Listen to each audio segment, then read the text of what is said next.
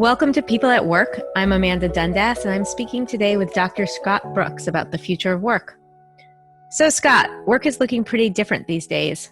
What should organizations be thinking about? Yeah, it's different. 2020 in a lot of ways just has so much difference from prior years with pandemic, with civil unrest. And so, any organization is trying to figure out how do they navigate? How do they adapt to the marketplace? How do they figure out how to chart the future? How do they listen to employees and keep them safe and well as bring them along to where they need to go? All right, so let's talk concrete steps. What should organizations be doing? We've been doing a lot of thought about this, and I think that a lot of what's different these days with the pandemic and the social distancing and the focus on health and remote work, a lot of those things do have touch points in things that we've always worried about. We've always worried about employee safety. We've always worried about how to introduce new customer policies and procedures. And there's always been some remote working, just maybe not quite on the scale that we're talking about now. So I think the first thing is to break down the issues because there's a lot going on that are all sort of swirling at once, but we have dealt with some of these before. We as a community, as organizational leaders, we have dealt with a lot of these things before.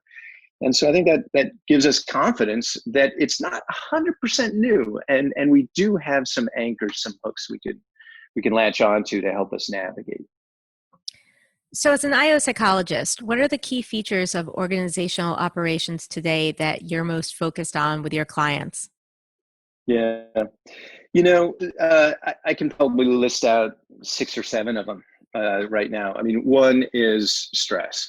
People are more stressed. There's a lot more uncertainty, and whether that's the stress of leadership or whether that's the stress of being an employee, all of that's just in the air. And so a little bit of care and feeding of each other and nurturing of each other is part of it. Related, different populations are impacted differently. Your frontline employees and others, other folks that might, adapt better to remote working. All of these people have different kinds of responses, even, men and women and those with school-age children versus not. Segmentation of populations is one of the things that's almost more important than it has been. Third, we got remote work.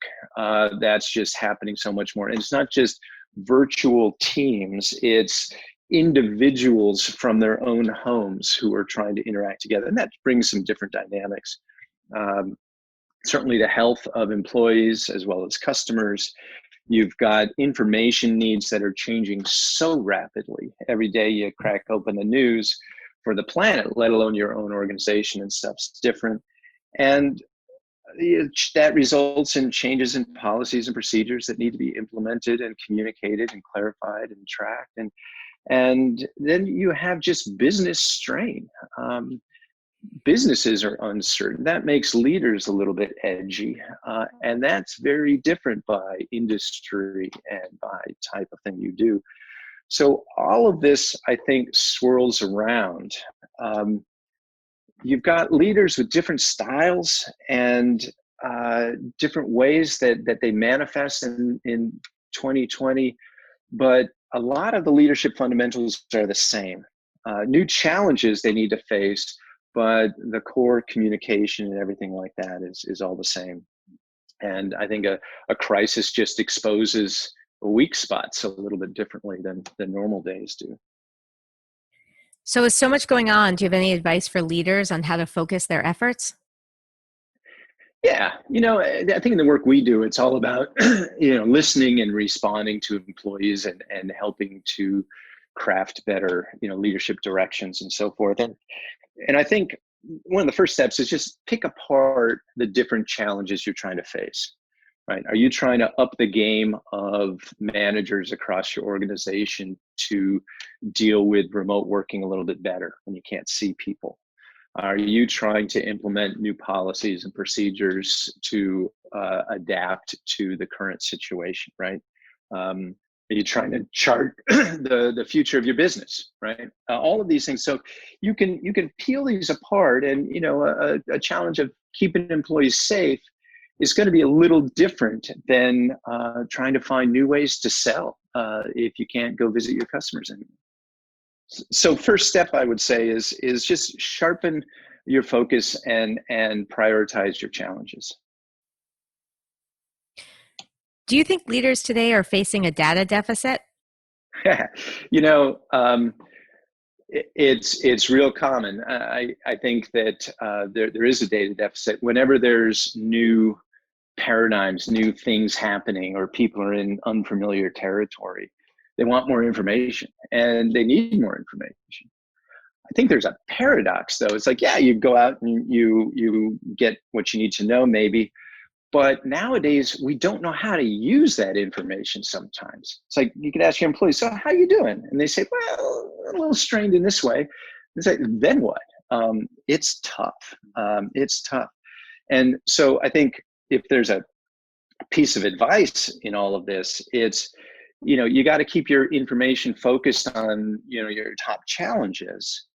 But then you need to treat that information as an opportunity to learn. It's hard in new territory to just create a SMART goal with regular kinds of benchmarks and scores and so forth. We're all learning. And so treating new information as opportunities to learn is number one. And you got to figure out how to act on that. Do any of the old pre-pandemic metrics matter? Yeah, well, I mean, of course. What does sales look like? You still need to know. So sales per salesperson is still going to be something that matters. But in adapting some of that to 2020, you might not know exactly how selling, if you can't go visit customers, is going to look. You might not know in a warehouse if you're producing a certain number of output per hour. You might not know with social distancing what are the new standards you should put in play. So, I mean, all of those metrics are still going to matter. Or even in the employee domain, employee turnover is still going to matter. But what does a sick day mean now versus a year ago? You got to step back and you got to learn a little bit about it. And so how you evaluate these metrics and how you gather new information and finds new metrics, and then how you all stack them up and figure out what's most important for the short term of survival. Those kinds of things are where, in pandemic metrics and thinking is going to put a new layer on top of pre-pandemic metrics, like you were asking. We're just about out of time, but do you have any final pieces of advice? I think if there's one sort of theme of the way I think about this is like break it down and focus it. You want to think about what are the key things that you're trying to do. And there's a lot of things swirling around and different things are going to pull you in different directions. Like, are you trying to figure out how to manage remote employees better? Or are you trying to figure out how to bring people back on site in a good, graceful process? Or are you trying to do something else, like find new sources of revenue? All of these things take you in different directions. And so just asking the question, like with employees, it's like, so how you feeling? That was good for the first days of the pandemic. But now when you're trying to be more thoughtful and plot out new strategies and tactics to support them, you need to be a little bit more focused. So figure out your top challenges, figure out who's responsible for trying to act on that, and then with the data you gather from employees or from other sources, that should be third. And so you match the kind of output you get to the types of challenges you're trying to chase. So, for managing remote employees better, you want to put better information in the hands of the managers themselves, right? But for a re-onboarding process, You might have different facility managers who are trying to craft that approach, and they're the audience. And so different challenges will take you in different directions. And so break it down.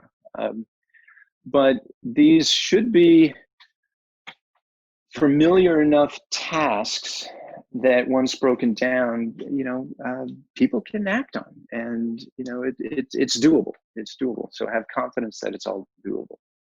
And I think we have a pretty good way for people to come and learn more, right?